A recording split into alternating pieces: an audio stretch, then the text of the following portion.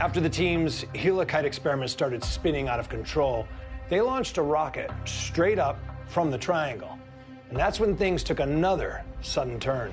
Guys, you launch rockets, and something very familiar happens at about the 30-foot level. Yeah, it's really interesting. It's something that we've seen a bunch of times in that spot. Is when we launch rockets right there, for some reason they'll go up, and when they get to that 30-foot mark, they'll turn away. And it's a consistent kind of turn right at that 30-foot level. Always do that at the 30-foot mark. I mean, is that the blob interfering once again, turning these rockets at a consistent height? Well, it's definitely something in the environment.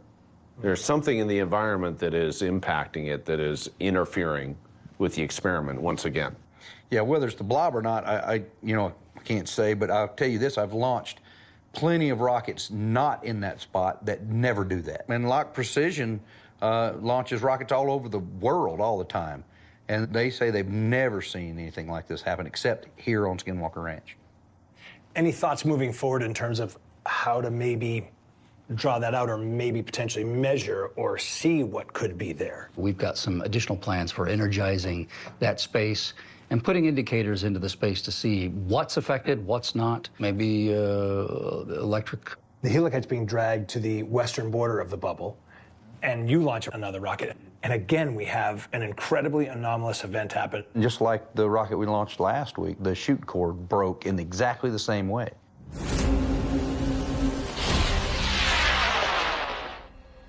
What just happened? Eric, you copy? Yeah, Travis, what's up? This last rocket I gotta go find. I'm gonna run get it real quick. Son of a gun. This is where it came down. Oh, man. The rocket chute cord broke. It's dry and frayed. That means that there's another piece to the rocket somewhere up here. Oh, Lord.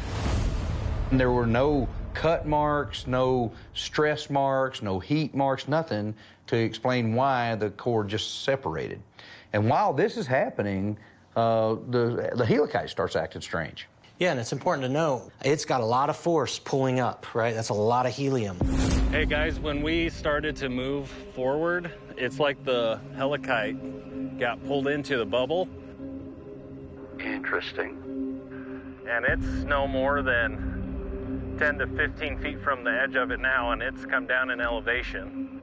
So we were both shocked when all of a sudden it was as if something came from above and pushed this helicite down to where the line just went slack. I just don't have an explanation of what would have forced it down so far. It literally had to have some kind of force, either pulling or pushing, to make the thing go down. So what in the world could have done that? Yeah, and the record of all these events is borne out in the Metaframe version of this. You can actually see the flight path of the helicite platform, and yeah, certainly there's something going on in that localized region, that boundary area on the edge of the bubble. We've seen things kind of slide down, it appears. It's right where that happened.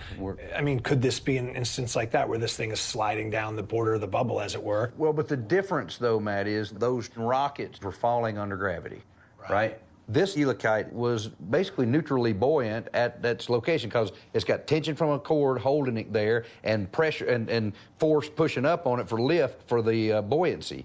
But for some reason, when it got into the bubble boundary, it turned 90 degrees and it pushed it downward. Why did it do that? What's this force that's, interacting with our equipment?